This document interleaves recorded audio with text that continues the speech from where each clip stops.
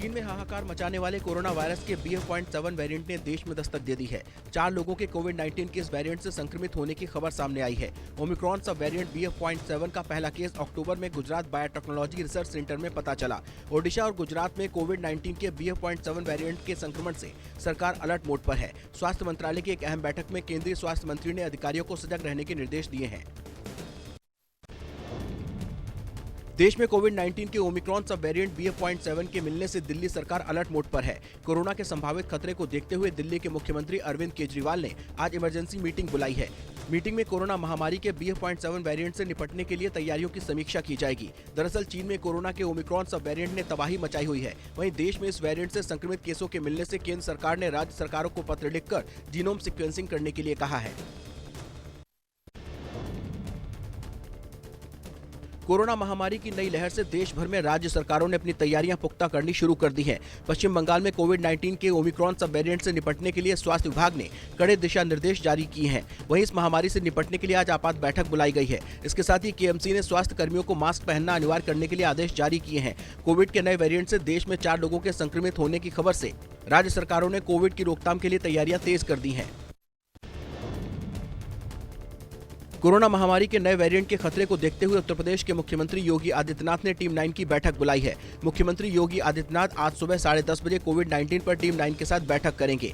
वहीं उप मुख्यमंत्री ब्रिजेश पाठक ने अलर्ट जारी करते हुए स्वास्थ्य और चिकित्सा विभाग को जांच से लेकर संक्रमण के उपचार तक की व्यवस्था शुरू करने के निर्देश दिए हैं। इसके साथ ही प्रदेश सरकार ने तय किया है कि विदेश से राज्य में आने वाले लोगों का कोविड टेस्ट किया जाएगा। विदेशों में कोरोना महामारी के नए वेरिएंट के मामलों में अचानक बढ़ोतरी से कर्नाटक सरकार ने राज्य में आने वाले विदेशी यात्रियों की जांच करने का फैसला लिया है।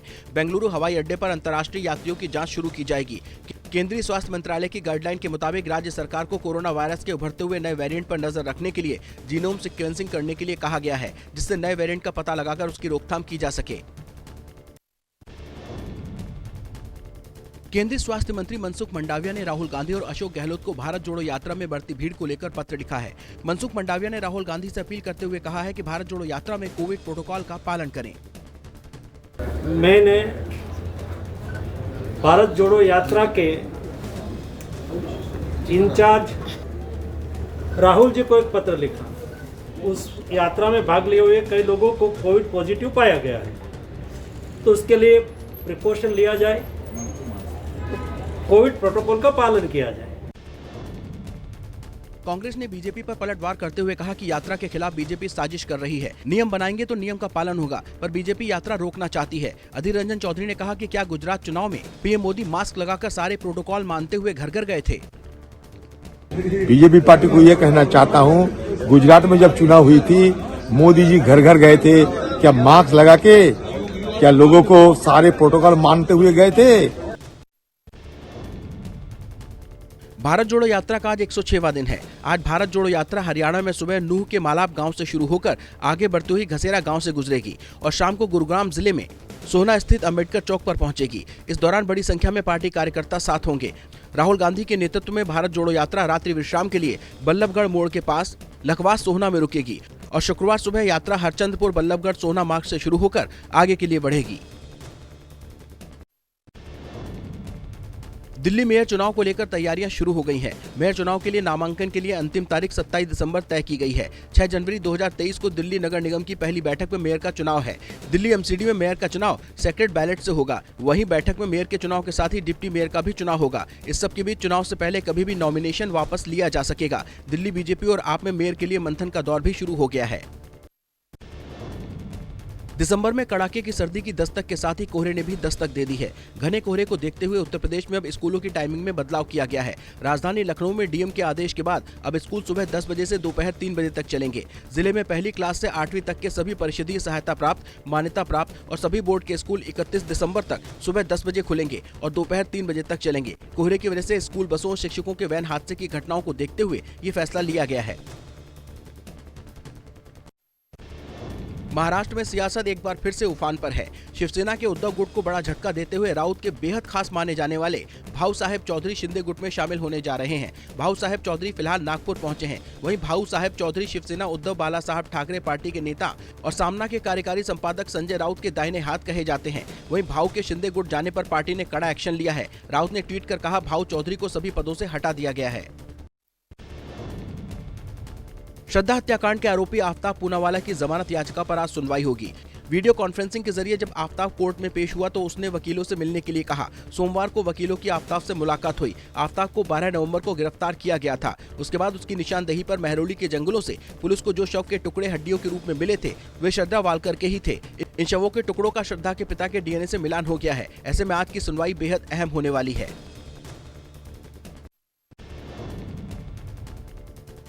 अंकिता भंडारी हत्याकांड में गिरफ्तार आरोपियों के नार्को टेस्ट पर आज कोर्ट में सुनवाई होगी। इस केस में मुख्य आरोपी पुलकित आर्य और सौरभ नार्को टेस्ट को तैयार हो चुके हैं, जबकि तीसरे आरोपी अंकित ने 10 दिन का समय मांगा था। आज इस मामले में आरोपी अंकित अपना जवाब कोर्ट में दाखिल करेगा, जिसके बाद आज आरोपियों के नार्को पर कोर्ट अंतिम फैसला ले सकती है। दरअसल आरोपी अंकित के नार्को टेस्ट के लिए तैयार होने पर जल्द ही नार्को टेस्ट की प्रक्रिया शुरू की जा सकेगी।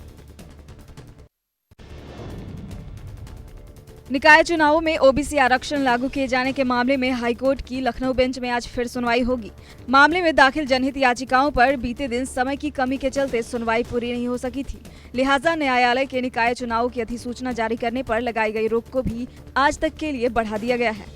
सुनवाई में राज्य सरकार की ओर से कहा गया है कि ओबीसी आरक्षण लागू किए जाने के मामले में अभी तक मांगे गए सारे जवाब दाखिल कर दिए गए हैं। बिहार के गोपालगंज में दूसरा इथेनॉल फैक्ट्री सिद्धवलिया में बनकर तैयार हो गया है।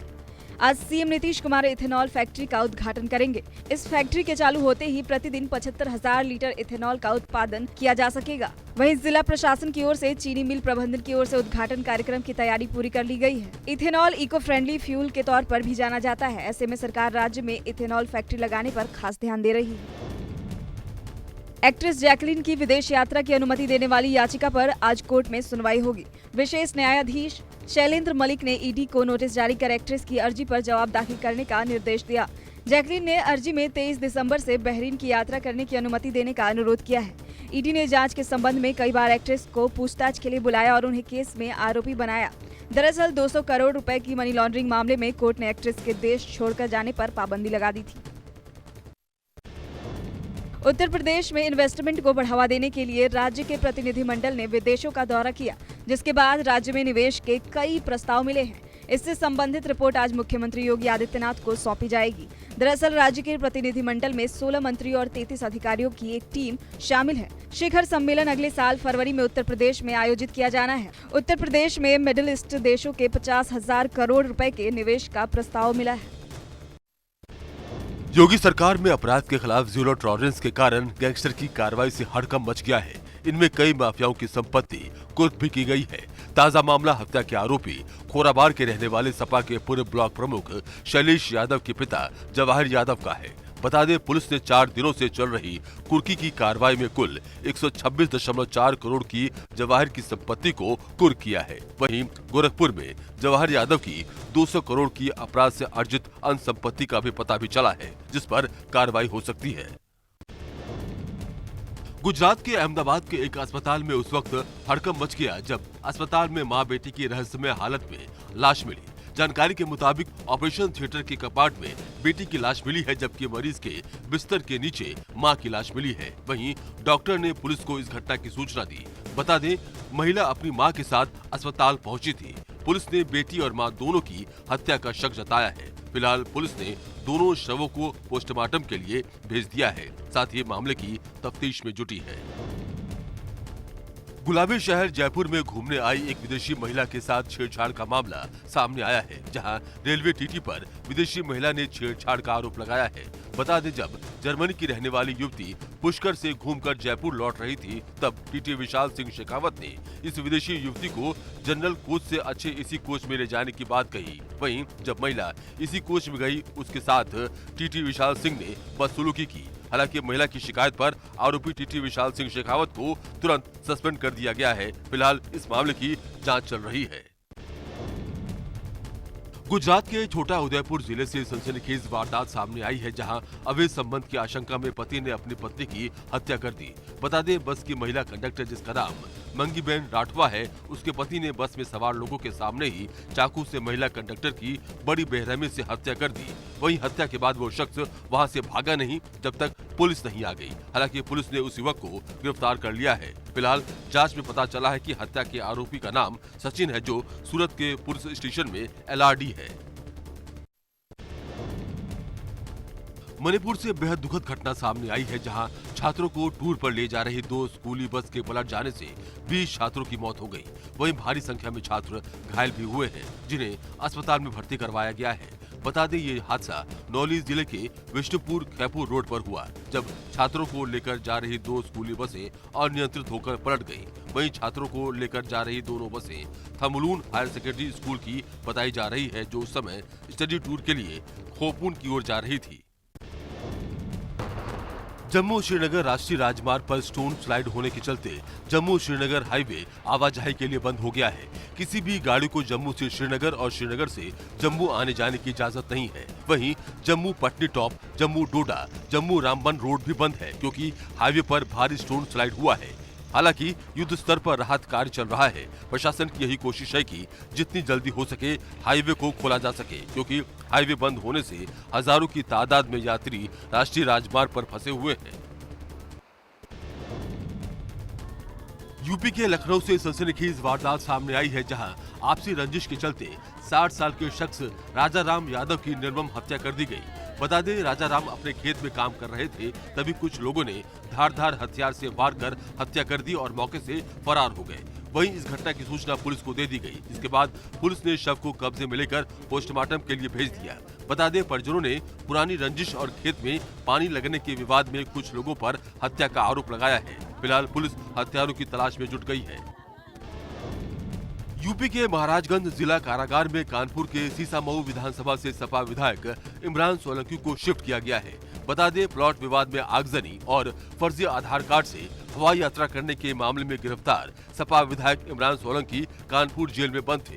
हालांकि जब सपा कार्यकर्ताओं ने उनसे उनका हालचाल पूछना चाहा तो वो काफी भावुक हो गए। वहीं महाराजगंज जिला जेल में शिफ्ट होने के बाद सबसे पहले इमरान सोलंकी का मेडिकल चेकअप किया गया। उसके बाद उनको बैरक में शिफ्ट कर दिया गया। बुधवार को यूक्रेन के राष्ट्रपति जेलेंस्की पहली बार देश से निकलकर अमेरिका पहुंचे। वहां पर उन्होंने राष्ट्रपति जो बाइडेन से मुलाकात की और अमेरिकी कांग्रेस के समक्ष अपनी मांग रखी। जेलेंस्की अपने इस दौरे पर रूस से लड़ने के लिए और ज्यादा हथियार दिए जाने की मांग कर रहे हैं। इस मुलाकात के दौरान राष्ट्रपति जो बाइडेन के यूक्रेन के लिए करीब $2 अरब की नई सैन्य सहायता के ऐलान की खबरें सामने आ रही है। जेलेंस्की ने कहा कि उनकी अमेरिका यात्रा का मकसद यूक्रेन की सुरक्षा क्षमताओं को बढ़ाना है।